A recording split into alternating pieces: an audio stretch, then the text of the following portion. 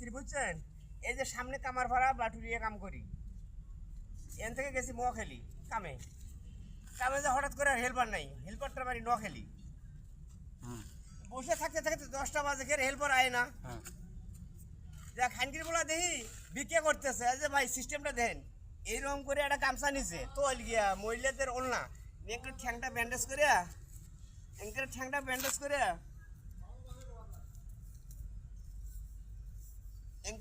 Bandage করে একটা প্রতিবন্ধী হয়ে গেছে। আমি পেছন থেকে দেখতেছি, অথচ মনে করতো আমার অনুদ্রুপ্ত ধরে গেছে যে সারা তোরে পিটিয়ে মু।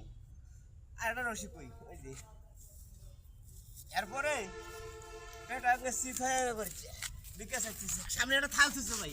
আল্লাহ আল্লাহ দে বাবা, দে মামা, যদি আপনি করে উল্টে ভাই, ও বাবা, ও মামা।